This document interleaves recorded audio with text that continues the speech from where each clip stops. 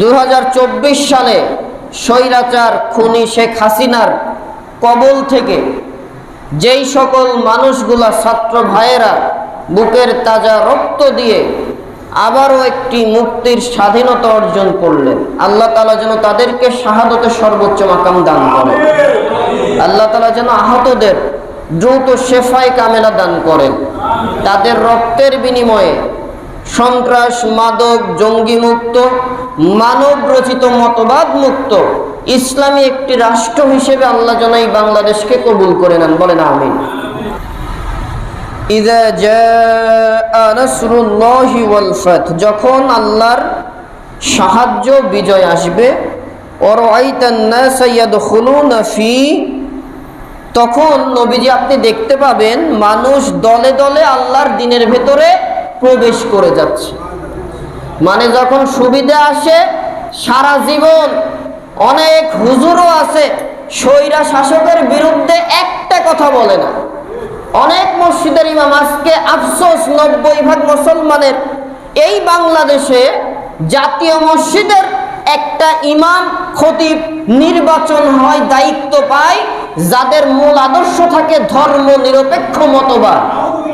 এই মতবাদে বিশ্বাসী ওলামা লীগে যোগ দিয়ে কেন্দ্রীয় সেন্ট্রাল মসজিদগুলো, এমনকি জাতীয় মসজিদের ইমাম হয়, ও তো আলেম নামের কলঙ্ক, মুনাফিকের উত্তরসূরি। এখন পরিবেশ বদলাই গেছে, সব অটো ইসলামী দলের হয়ে যাবে।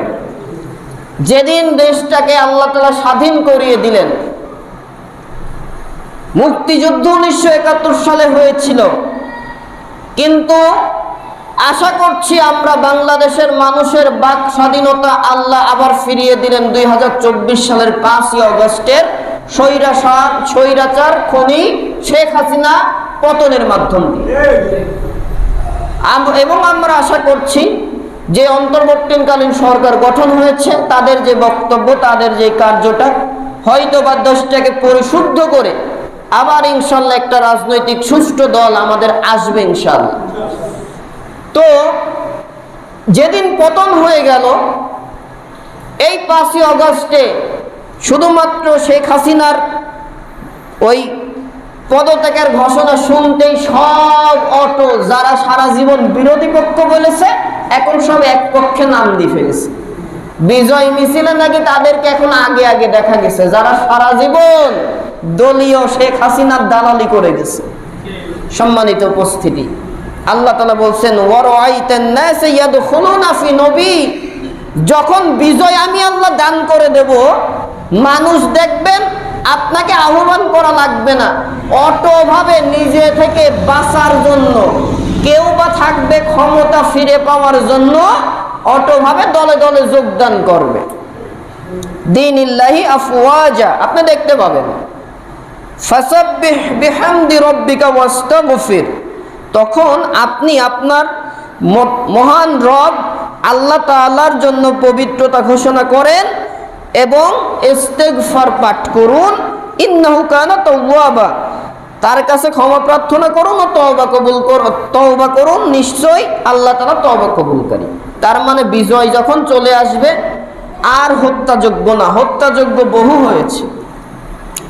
একটা কাজ জাতি করতে পারে, যত জায়গায় এই স্বৈরাচার মূর্তি, মানুষের প্রাণীর মূর্তি স্থাপন করেছে, সেইগুলোকে ভেঙে গুড়িয়ে দিতে পারে, কিন্তু একটা মানুষ আর একটা মানুষের ক্ষতি করার দরকার নাই।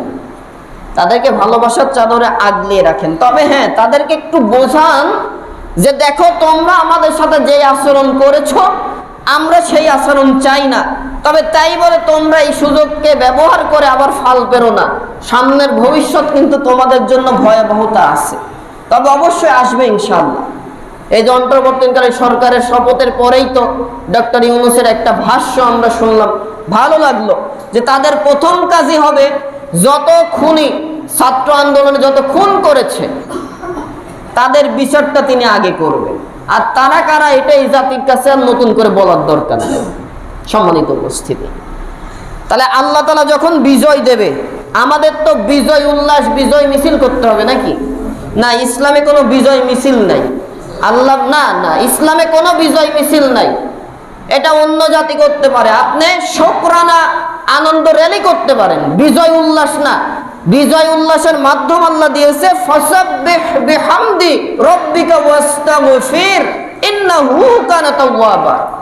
নবী, যখন আপনি ক্ষমতা ফিরে পেয়েছেন, বিজয় এসেছে, আপনি রবের জন্য আগে নিজে আল্লাহর কাছে ক্ষমা চান, ইস্তেগফার করুন, আর আল্লাহর তাসবিহ, আল্লাহর প্রশংসা ঘোষণা করেন। বিজয় উল্লাসের মূল মাধ্যম 2 রাকাত শুকরানা নামাজ আদায় আল্লাহর জন্য করা। এরপরে আপনি শুকরানা র্যালি করতে পারেন। সব থেকে উত্তম কাজ, বর্তমানে যত মানুষ শহীদ হলো, কুষ্টিয়া সদর হসপিটালের বেডেও আমাদের অনেক আন্দোলনকারী ভাইয়েরা কাতরাচ্ছে, পরিবার দুর্বল, সাহায্য, তাদের পাশে দাঁড়ানোর কেউ নাই, তাদের পাশে যে খোঁজ নেওয়া। কুষ্টিয়াতে প্রায় 20 জনের ওপরে এই স্বৈরাচার আন্দোলনে শহীদ হলেন। তাদের কিন্তু আবার শহীদ বলতে নিজেরা কার্পণ্য বোধ করেন না। শহীদদের সংজ্ঞায় রাসূলুল্লাহ বলেন, যারা ঈমানের সাথে নিজের অধিকার আদায়ের লক্ষ্যে জীবন উৎসর্গ করে দেয়, আন্দোলন করতে গিয়ে মারা যায়, নিজের মানবতার অধিকার আদায়ে ঈমানরত অবস্থায় আল্লাহ তাদেরকে শাহাদতে মৃত্যু দান করেন।